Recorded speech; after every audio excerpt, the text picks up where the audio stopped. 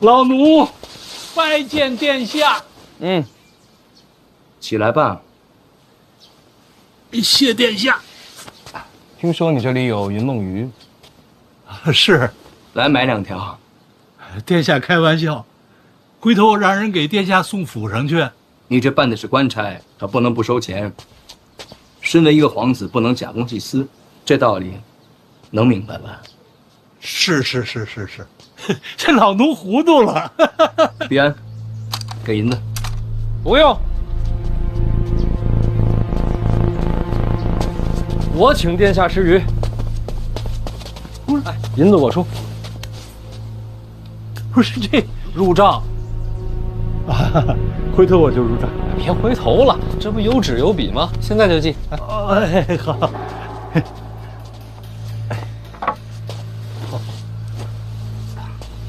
你别记这本上，记这本。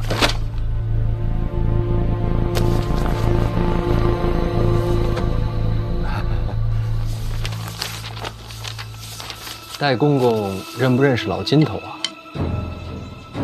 谁？老金头，一个卖菜的，欠了不少账。哎呦，这好像是想不起来了。想不起来了。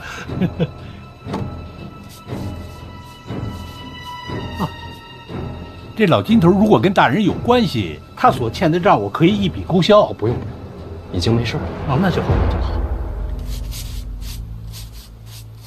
哟，戴公公这字儿不错呀。不敢。哦，跟这账册之前记的是一模一样。这么说来，戴公公都是亲自写啊。身负皇恩，不敢怠慢。那这账册将来要是查出什么问题，都得问你啊。这个简书司呢，是为宫里办一些杂事儿，账有些细碎。如果大人看不明白的话，我跟您解释。细碎，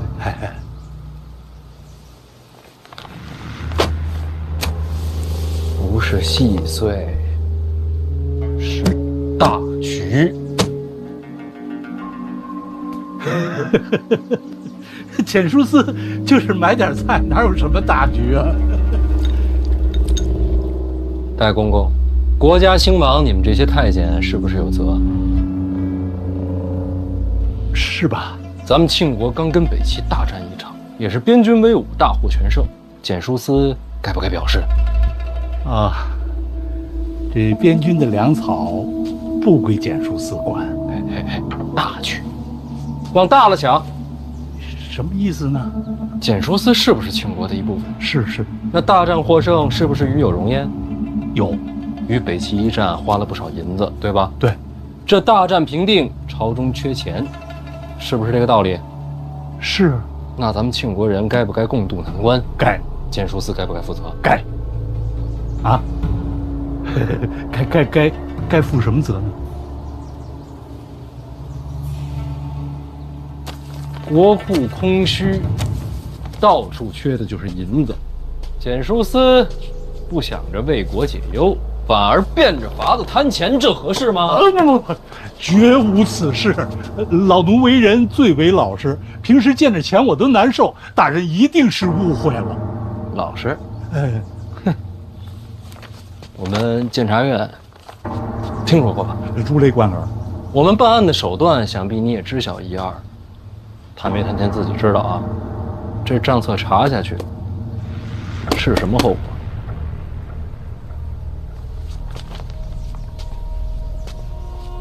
都缺钱啊，戴公公。简书司就不能担起责任，有难同当吗？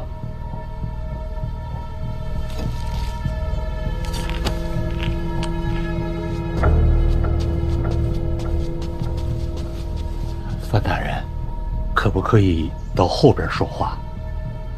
没事，都自己人。自己人。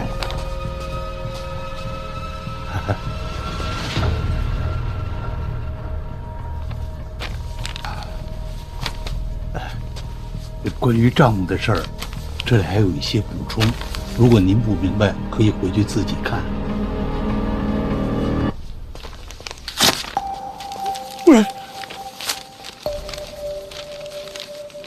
1000、2000、3000两。哎呀，3000两还行吧。那话说回来，咱们简书司每天买菜也不容易，应该的，应该的。大家都是同朝为官，我做人也不能太跋扈，与人为善嘛。是。小范大人真是深谙为官之道。那说起来，简书司问题不大，是我唐突了。不是，应该的，茶叶是应该的。误会解释清楚就好。老邓，换了吧。说。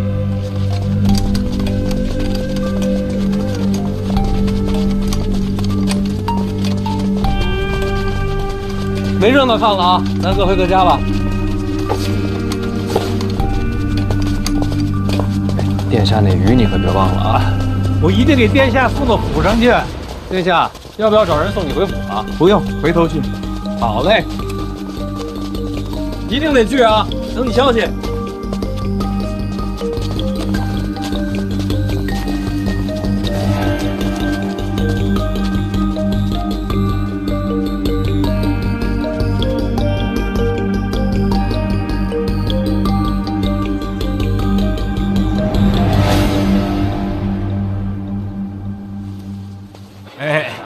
这是欠你半年的水果钱。哎，谢谢您还记得，应该的，应该还，应该还啊！哎，今天水果新鲜，再拿点。好，你挑挑。看这个红线啊，你挑。哎，这个红线，哎，就这些吧。你知道自己在做什么吗？受贿啊！这件事儿，我一定会参你。你一个可不够，多找几个一块参我。什么乱七八糟的！哎，这里来一个，不吃。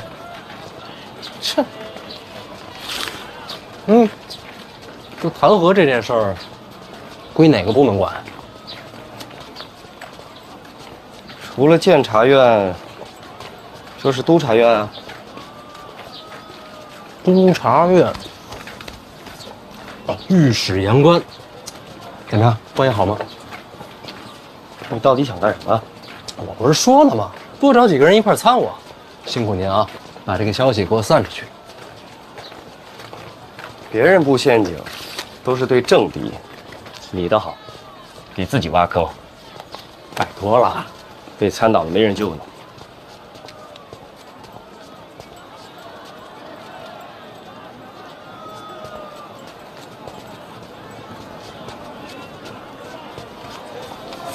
把这个，还有那账册、存档、记录，都交给陈院长。是。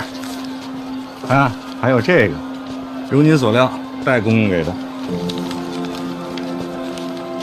都记上。是。陛下，督察院几名御史联名弹劾范闲范大人。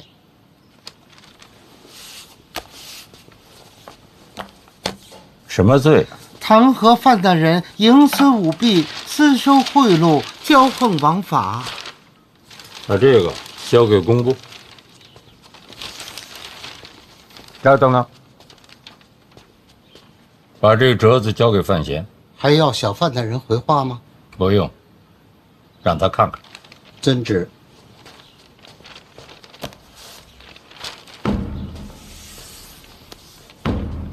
弹劾。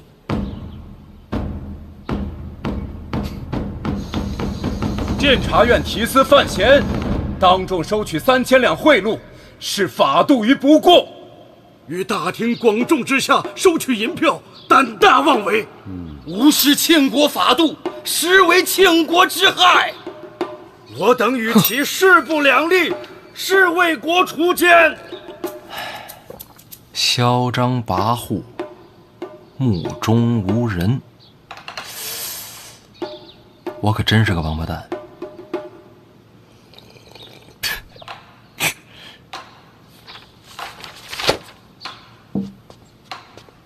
看完了，辛苦侯公公。瞧您说的，这不是我应该的吗？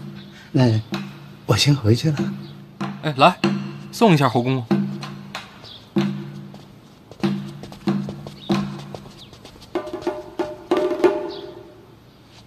范小爷，恕老奴多嘴，再问一句啊，此事舍范大人准备如何应对啊？陛下让问的。没有，我就是好奇。按常理说，应该如何应对啊？言官御史都弹劾了，这事说起来可不是小事儿啊。无论如何，小范大人您得上折自辩啊。之后呢，就等陛下圣裁了。那我要是不回应呢？这不符合规矩啊！督察院都弹劾了，您不给个反应，这不是往御史脸上扇嘴巴子吗？不给反应就是扇嘴巴子，那不够吧？哎呦，范大人，我的范小爷，呸！是我老奴多嘴，您可千万别冲动。听说了吗？那个范闲面对弹劾，迟迟不上折自辩呐，岂有此理！真是目中无人呐，置我倾国法度于不顾，将弹劾视若无睹，这厮真是胆大妄为。就是啊，还不像是。你谁呀？我王启年奉监察院提司范闲范大人之命，给你们这督察院呀送幅字儿。什么字儿啊？送给哪位？但凡你们弹劾范大人的啊，都可以看看。等会儿，等我走远了你再看。范闲派来的。看吧，写什么字？什么字儿？这是？哎，快打开看看。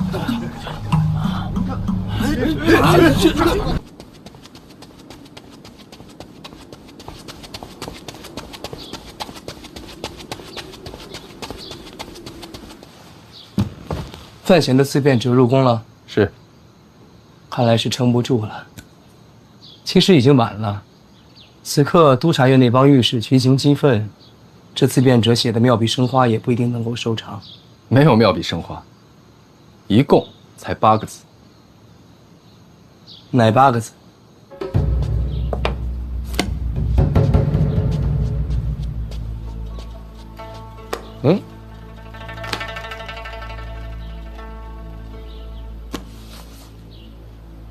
范闲自辩者，奸臣当道，何罪之有？奸臣当道，何罪之有？这庆国立国以来，还从未有过这样的自辩者。不光是庆国，有史以来这也是独一份了。我本以为淫淫狂吠把御史们得罪到头，是我错了。这折子呀，才是登峰造极。可这把人当狗骂，不是更恶毒些吗？殿下，把人当狗骂，虽说气愤，不过就是骂街。可御史求名，奸臣当道这4个字儿，是在毁督察院的根基呀。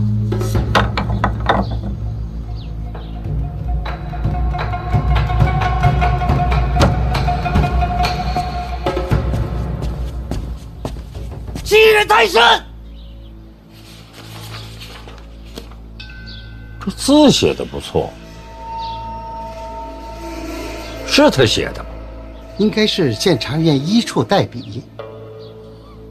我说呢，是先啊，丢人呐！督察院，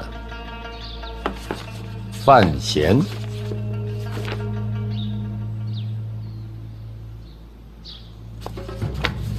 互不相让，那就殿前对质吧。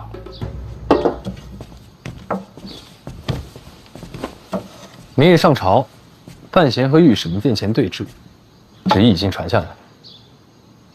精彩！明日这热闹一定要亲自瞧。说起来，范闲入京都以来还从未上过大典，明天这是头一遭。头一遭就是决战，未来可期呀。说不定就被御史给斗倒了。难说。反正咱们安心观战，看个热闹。那是自然。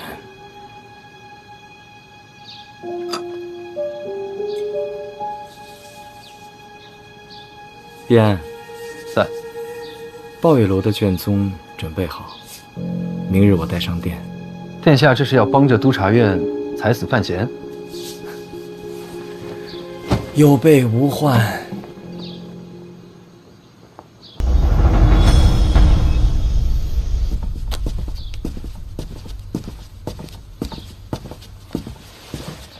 太子殿下，太子殿下，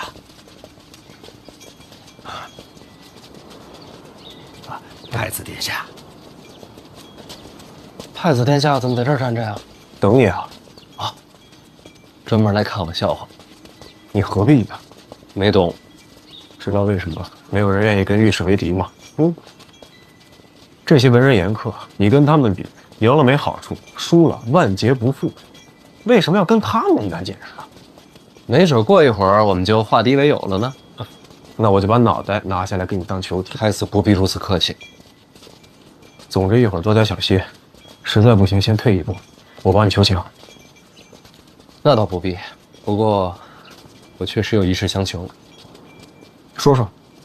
太子殿下也知道，今日是我首次上朝，对于这些什么礼仪啊、规矩啊，完全不懂，得找个人教教。哎，辛大人，正找您呢。是吗？哦，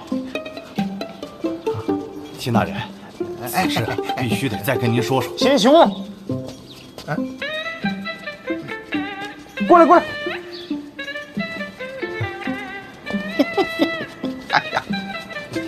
太子殿下，范大人，哎呀，你说我刚才怎么回事啊？怎么就没瞧见二位呢？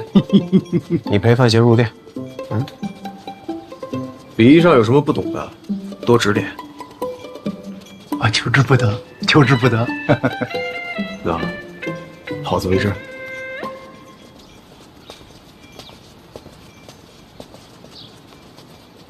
辛大人，范大人，怎么不找我喝酒啊？哎呀，公事繁忙啊。辛大人辛苦。要是实在太累了呀，可以告病休假几天了。哎，有道理。就是说的太晚了，殿下都走了。那几个人怎么一直盯着咱们这边啊？那几位啊，就是督察院御史。哦，原来如此。哎，那他们怎么一直瞪着你啊？你跟他们有仇？哎，这还俩这。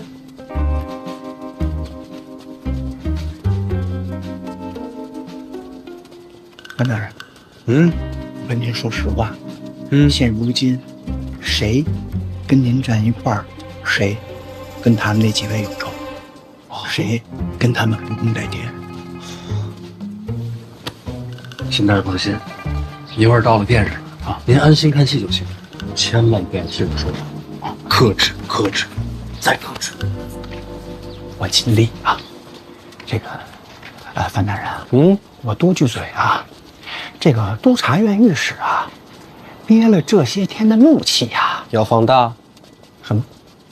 没事，你继续。啊，他们绝对不会善罢甘休的呀。所以呀，您啊得小心应对。巧了，什么？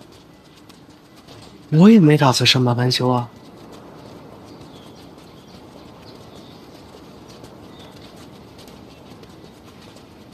辛大人，你说，今天来这儿的有多少人是准备看热闹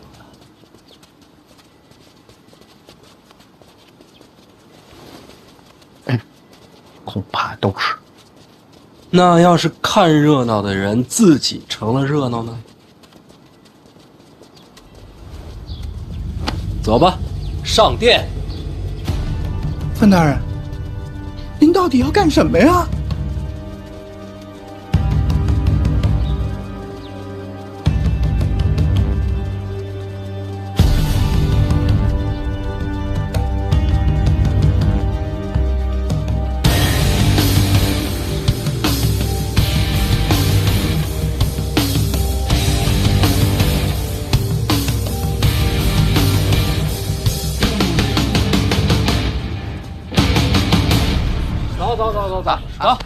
早上好，早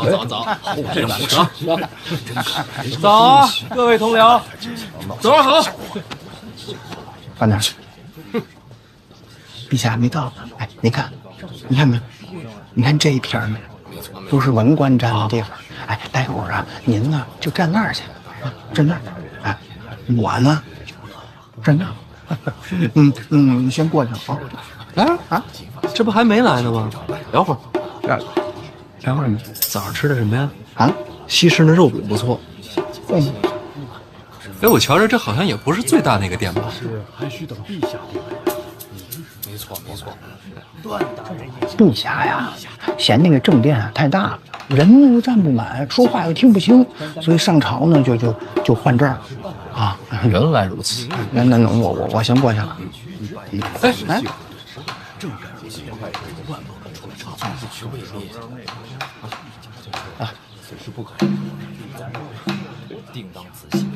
这什么情况啊？陛下给赐的罪，太子都站着呀？他谁呀？枢密正使秦。枢密正使啊，军方第一人。可不，咱们秦国所有的兵将都归秦老将军调遣。没穿盔甲？有不少，这不上朝呢吗？哎，那另外这把空的椅子后头又是哪位啊？啊，别，不至于啊，不至于。不重你。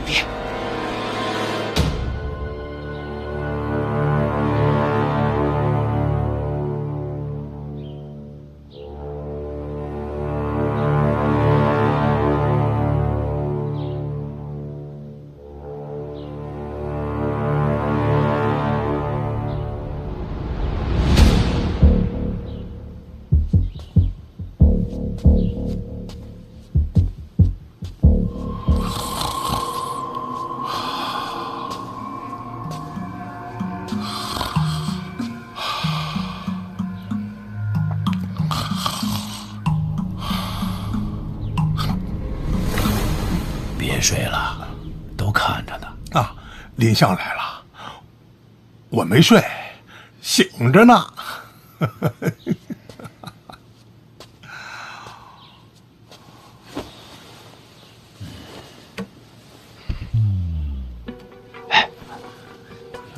我们家世伯这么威风百万之寿啊！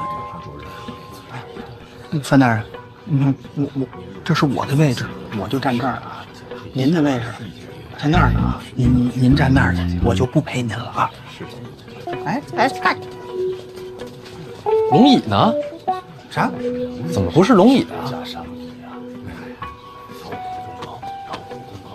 把这拽我吧。陛下嫌这个龙椅啊硌得慌，就给换了。我这么任性？哎呀，小点事儿。陛下说了啊，什么椅子不重要，重要的是得看谁坐上去。哎，陛下这话说的有点道理。陛下的话都有道理。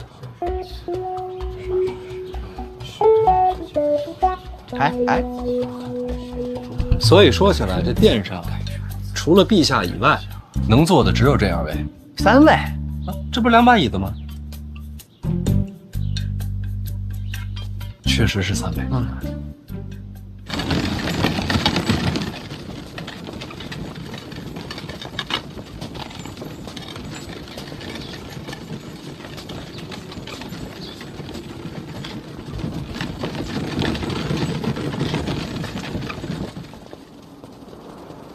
是在等我吗？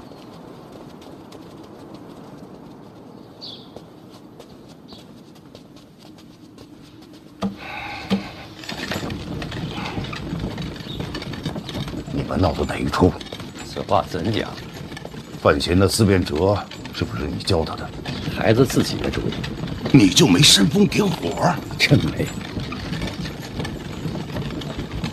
你说的话一句都不能信。你也知道，待会儿殿上我的身份不好开口，可督察院那边怨气又重，你等会儿护着点儿。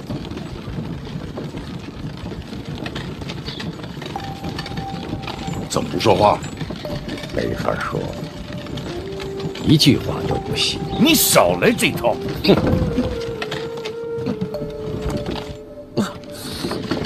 大家，使劲！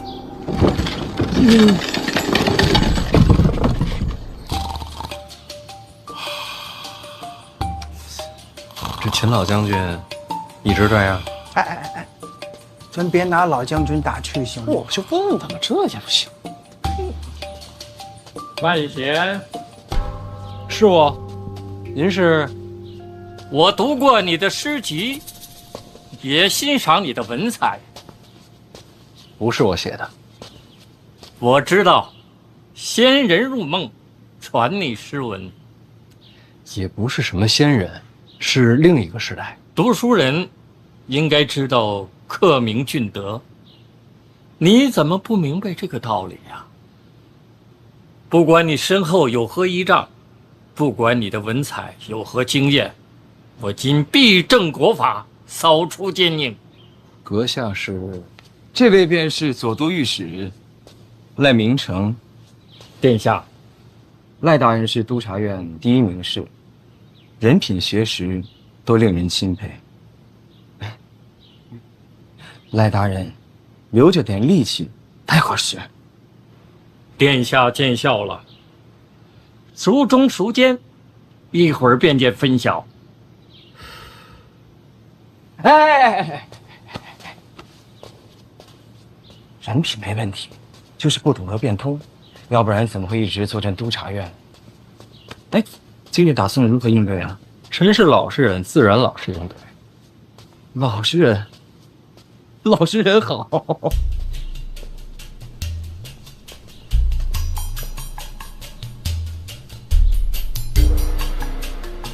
哎，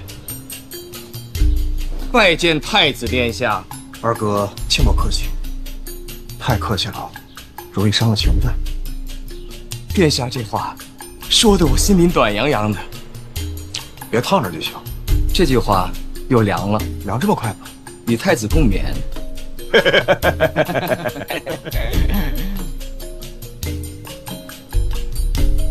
陈院长怎么还没到啊？我还就不信这邪了。身体不如年轻时候了吧？连我这半个人都推不上。爷儿，快拉倒吧！你是往里面藏什么东西了？这么沉？绝世神兵。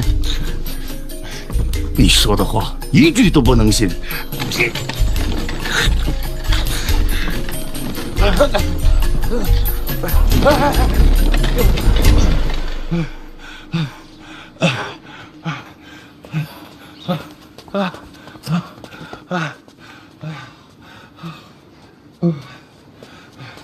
不行，我得去找个人帮一把。你等等。不用了，现成的。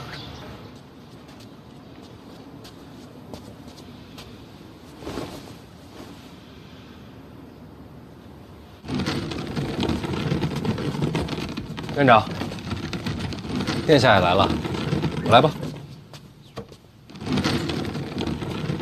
第一次见面，你挡我坐骑，怎么还翻上旧账？之前知道你胆大，没想到这么大，一个人对上整个督察院，硬气。殿下也是来看热闹的，这还用问？来吧，太哥。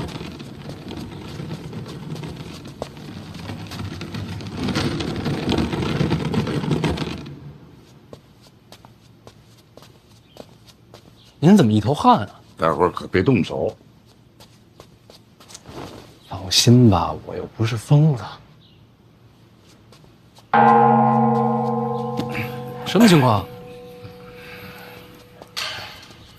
陛下马上就到了，范大人，你赶紧回到你自己的位置上去，记着千万别乱动啊！哎，这一共敲几声啊？哎，行，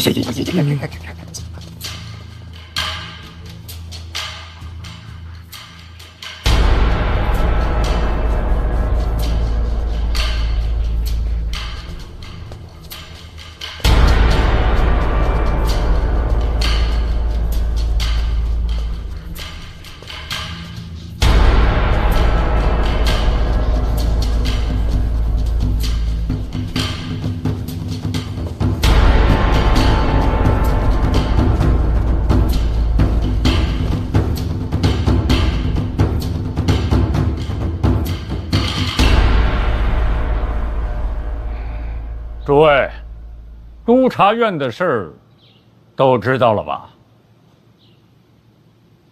范闲的自辩者你们都看了吗？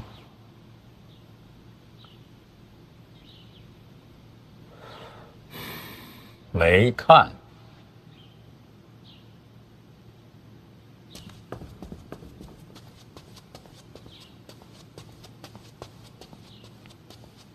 好好看清楚。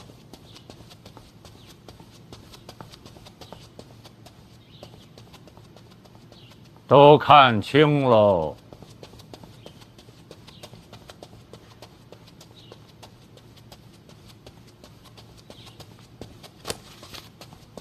赖明成，臣在。你参的什么呀？参协律郎范闲，收贿赂，骄横枉法。范闲。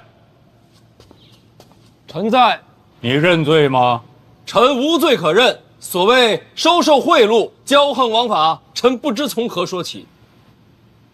赖明成，检书司贿赂监察院一处，范闲当众受贿，人证众多，绝无虚假。认吗？哪有受贿？臣冤枉。范闲，人证证词皆在此，你还抵赖？确实没有，这怎么承认呢？陛下，臣恳请人证。不用这么麻烦。检书司谁塞的钱呢？戴公公。传。传戴公公。传戴公公。传戴公公。陈明明，臣在。范闲是你监察院的人，你该如何交代？监察院也是陛下的臣子，国法当前，绝不徇私。那你看范闲像不像一个贪赃枉法之臣呢？像。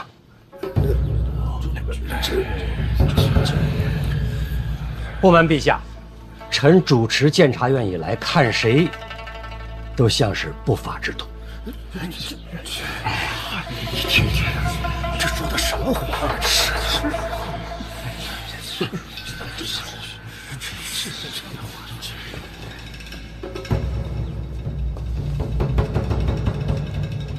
看谁都像，确是如此。让朕来看看。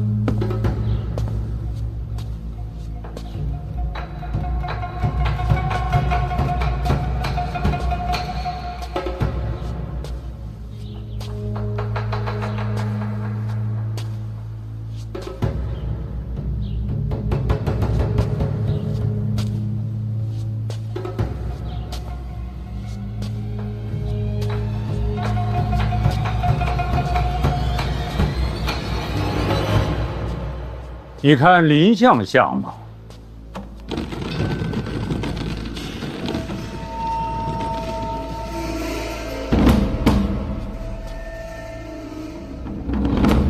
更像。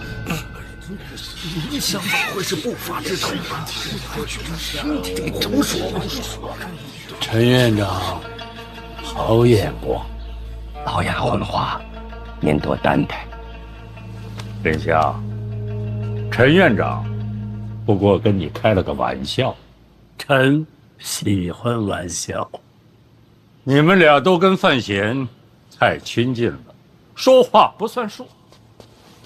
秦将军，臣在。你觉得范闲像贪赃枉法之臣吗？陛下，臣只知道带兵打仗，别的一概不懂。不过，臣觉得他不像。为什么？范闲出使北齐，在北齐王城升我大庆战旗，就连我们这些当兵的看着都觉着过瘾。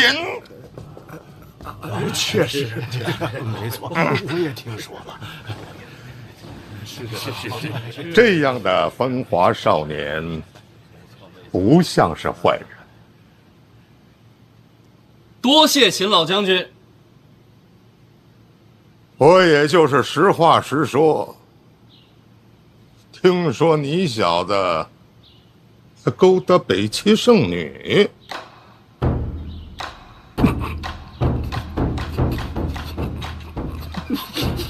长脸。秦老将军，这些可都是谣传呐！也可能有啊。师伯，真不是。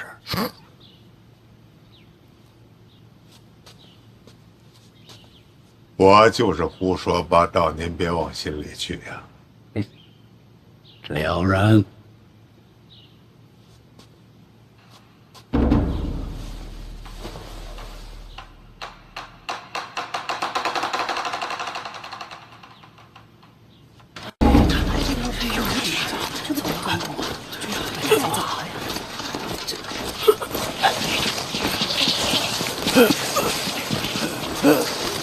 我鞋掉了，让我穿上鞋再上殿吧。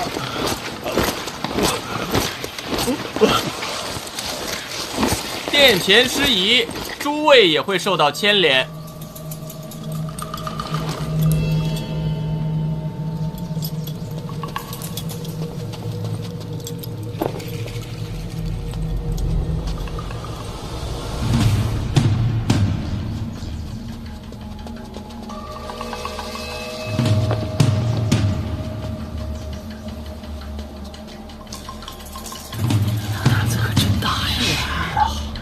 都敢呢。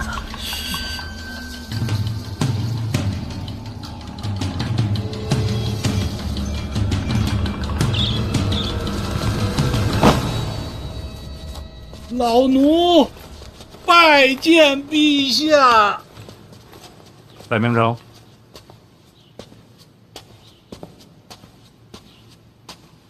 戴公公，请看。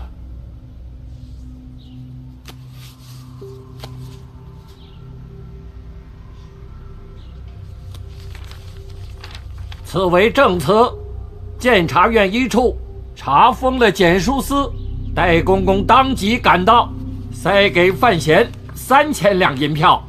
戴公公，此事认吗？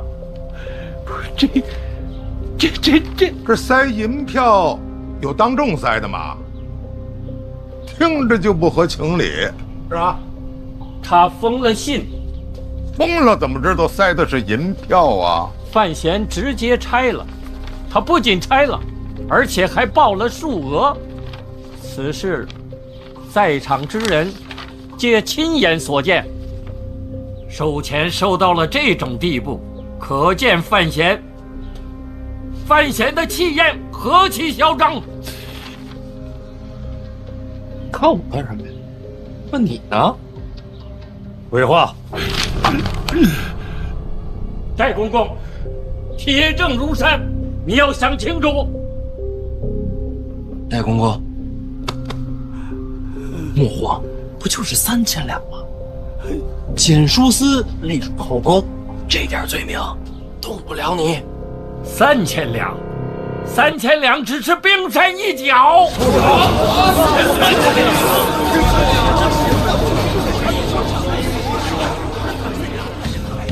陛下，我督察院近日上下进行细查，也是简书司作恶多端，轻易就查到了罪证。据查，历年来简书司压榨菜农，无所不用其极。就是这位戴公公，他在城外的私宅就不止1、2处，他还利用菜价设下圈套，好些菜农被逼至卖儿育女，甚至把自己的亲生女儿送进了青楼。如此恶行，天怒人怨，百姓私下里称简书司为血肉司。呸！赖御史倒是慷慨陈词，只是不知这罪证可否扎实啊？证据确凿，请陛下过目。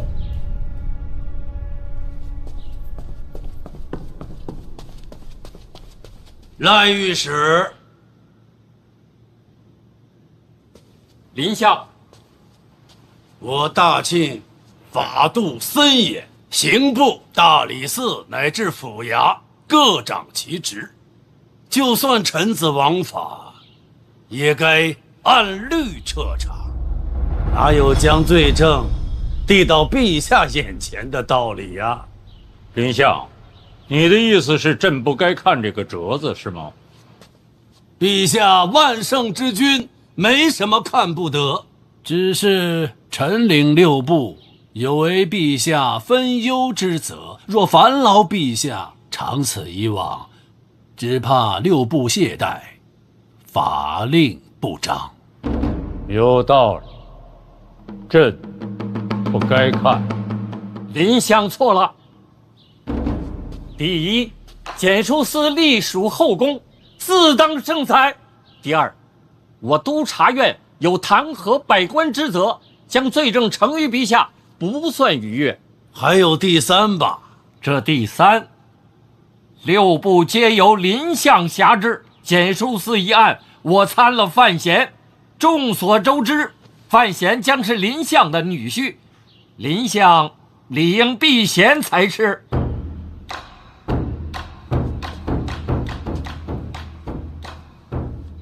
赖御史，怕我徇私？人皆有私。林相清正刚直，要说徇私，朕第一个不信。我是第二个。陛下，赖御史言之有理，简书司一案，该由陛下圣裁。我可信得过你哦？臣不太敢相信自己了。赖明成，臣在。给他自己看看。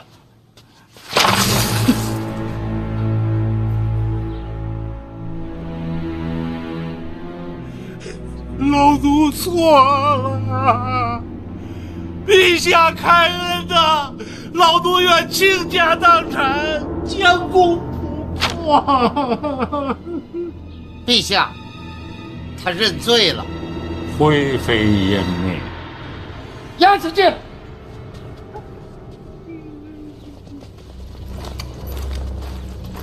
陛下开恩呐！陛下开恩呐！开恩呐！陛下啊！范大人，眼见如此下场，你有何感想？这个姓戴的真不是个东西。赖御史为民除害，百姓会记住你的。到了这一步，你可认罪？我何罪之有啊？你敢说那3000两你没拿？那倒是拿了，这就是认了。哎，等等，赖御史的意思是说，这3000两我拿了，就是受贿？你敢说不是？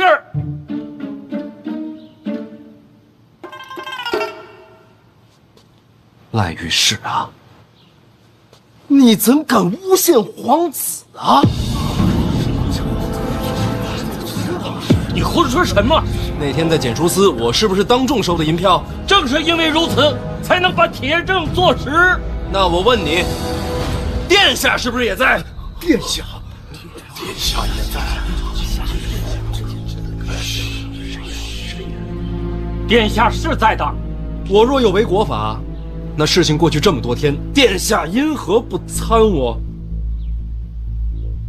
赖御史说我收受贿赂，殿下却视若无睹，岂不是殿下与我同流合污了？这构陷皇子，其心可诛。殿下怎么不参呢？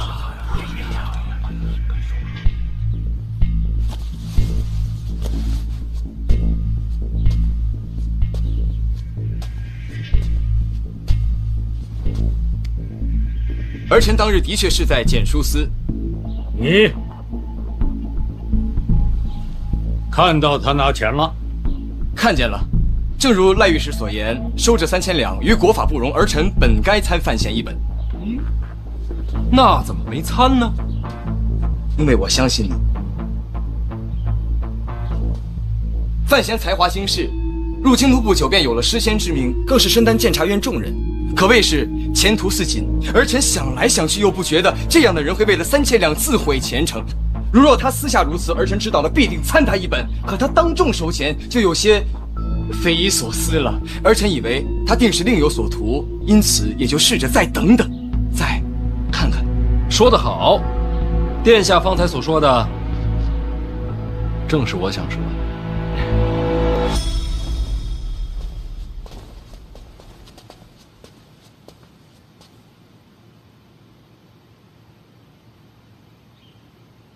那也许你以为3000两数目太小，就铤而走险呢？荒谬！京都百姓一年存银未必能有数十两，3000两的银票对于他们来说就是无法想象的巨款。我等在朝为官，当守国法、体民情。赖御史此般言辞，真叫人心寒。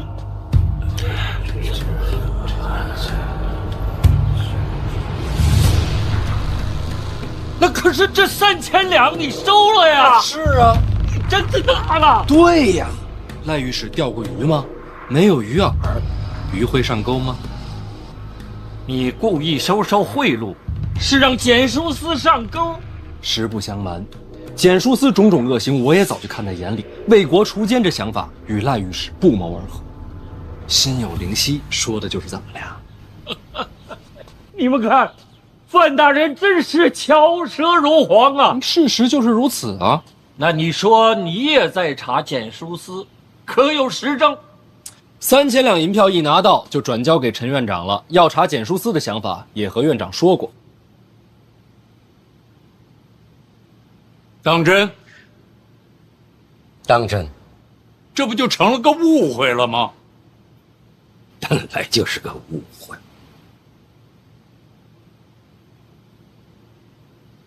陈院长，不是不信你的话，我只是想再多问一句。范大人，既然你说是误会，当初我等众卿在参你的时候，你为什么不在自辩折上把事情解释清楚？赖大人，哪敢在那上面解释啊？为什么？一个小小的检书司怎么会有那么大的胆量？这朝堂之上贪腐之辈可不是一个两个。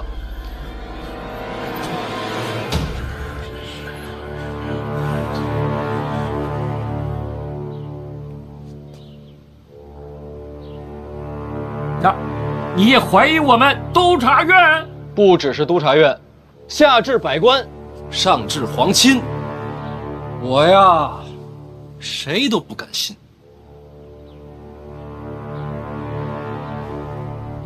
既然是查贪，那3000两银票收了这么久，为什么至今不见下文？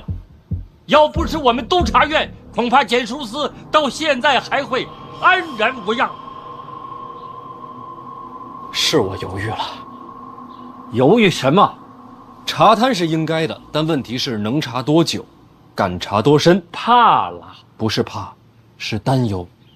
清正吏治是我等为官的根本，我们既受皇恩，怎敢姑息此身？赖御史这话代表自己，还是整个督察院？我督察院上下皆以报国为己任，你们监察院不敢查的，我们督察院敢查；你们监察院害怕的，我们督察院不怕。好气魄，佩服。你听听，你听听，陈明明，老臣惭愧呀、这些年来，监察院确实有所懈怠。你要给朕一个交代。陛下，这段时间，各路府衙查出了一些贪官，有些牵扯狡猾。本来想放一放，今日看来，如此责任应该交到督察院手中。那陈院长这名册是早就准备好的，凑巧赶在今日，就等着这一刻了。督察院若不愿意接，我们监察院也不强送。贪官已经查出来了，剩下的事儿监察院把它办了，不就完了吗？怎么还把差事往外送啊？所以说牵扯极广。监察院也是怕了吧？怕倒不怕，只是费时费力呀。有些官员不在京都，却跟京都往来甚密，甚至和朝内的皇子都有牵连。这个案子如果细查下去的话，旷日持久。监察院诸事繁忙，没那么大精力。秦将军既然问到这儿，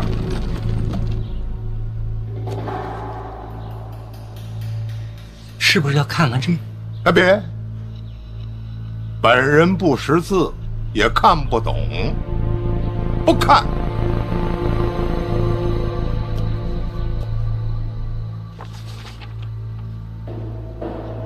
丞相，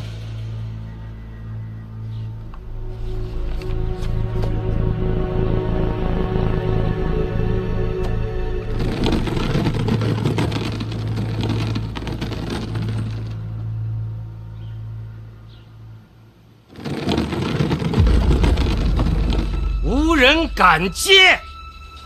陛下，这名册我督察院愿接。为国解忧，岂能退缩？忠勇有加，你还是看清楚再说吧。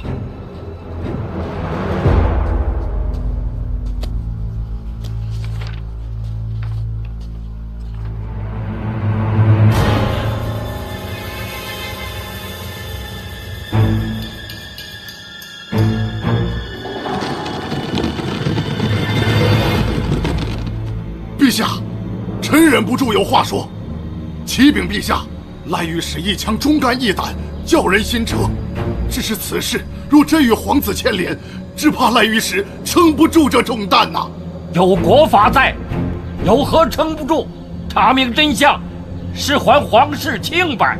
如果真有皇子牵扯其中，还请赖御史顾惜自身，切莫冲动。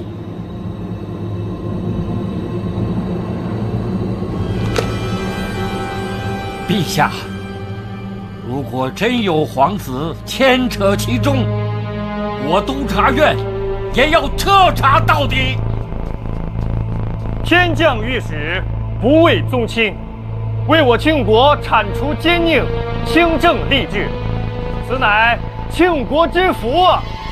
天降御史，庆国之福啊！陛下，赖御史真乃国之干臣，臣愿收回送给督察院那幅字。你想收回来就收回来吗？臣向督察院低头认错。哎，范闲，在你的自辩者里写着现在奸臣当道，朕想问问你指的是谁呀？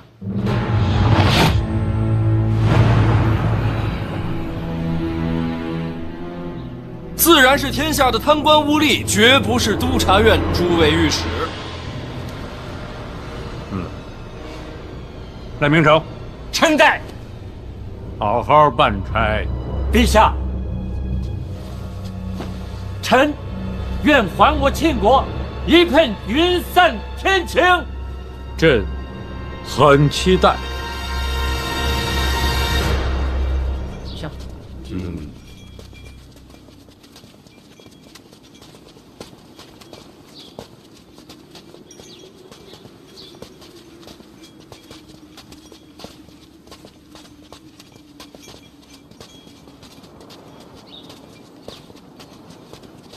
我来扶世伯。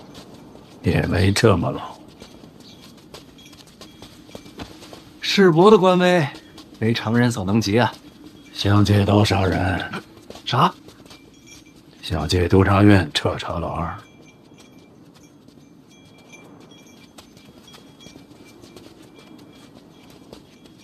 终究是瞒不过世伯。是陈萍萍教你的？我自己琢磨的。赖明成确实是把好道。只是我确实有几点不解，想请教世伯。方才殿上站出来那几位，并非是我事先的安排。若不是他们在那儿添柴拱火，效果也不至于这么好。想知道他们是谁的人吗？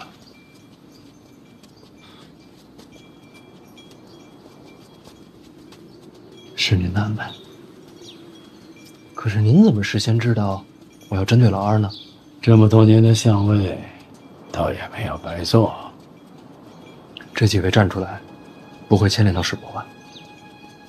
谁说那几个是我的人啊？不是。那是谁的门下？二哥，二哥怎么办先？太子有何吩咐啊？今日这朝堂可真是热闹。二哥觉得呢？赖御史够硬气。这么多年，这督察院都可有可无的，这些御史也都憋坏了。要不然也不肯接着查贪的差事啊。不过话说回来，查贪终归是好事，只要不是私怨，就是好事。私怨从何说起？莫非今日这贪官名册，二哥猜出来都有谁了？不知道。还是应当自省其身啊！咱们做皇子的，应该注意那些走得近的官员，不能丢了皇室的颜面。你说是吧，二哥？太子这话可真讲究。我也是刚刚有感而发罢了。你看刚刚跳出来那几个说天降御史的，个个慷慨激昂，为官者态度如此鲜明，实属少见啊！这说明什么呀？查贪是民心所向，众望所归。怎么了？佩服。何以见得？对着厨子摔碗，太子这手段犀利。什么厨子？太子教诲，臣定当谨记，一刻也不敢忘。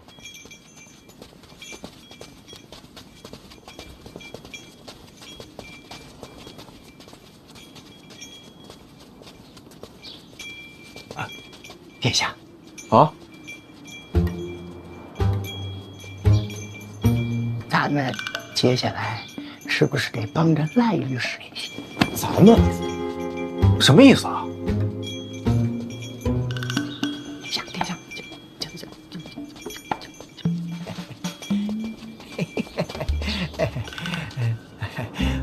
我等隶属太子麾下，自当尽心竭力。等等。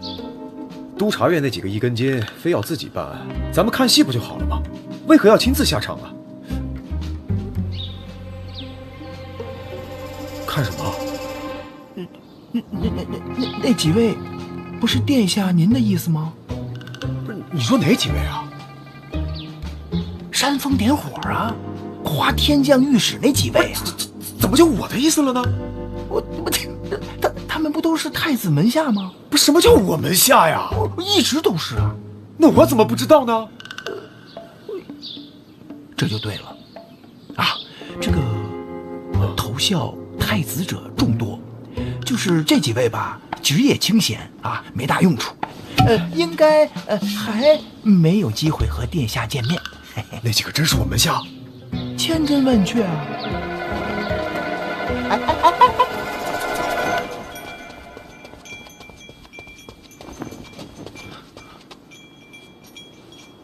他们为何跳出来？不是您安排的吗？我安排个鬼呀！他们为什么在那个时候跳出来啊？怪不得又是厨子又是碗啊！厨子？什么厨子？简书司的。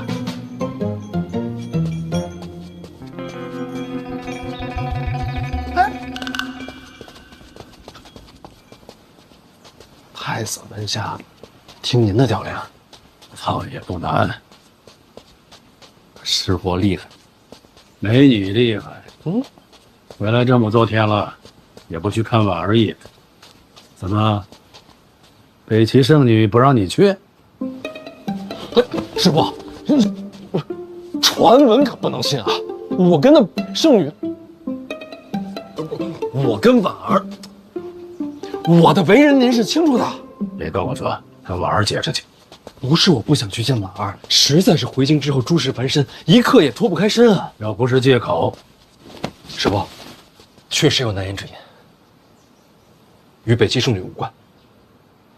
他也是在等你呢。那我晚上就去看他。晚上？不是晚上，不是晚上，白天一有时间就去。趁我还在，抓紧上去。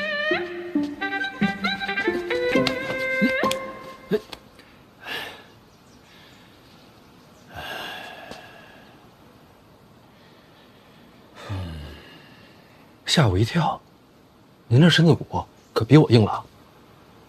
世事难料啊。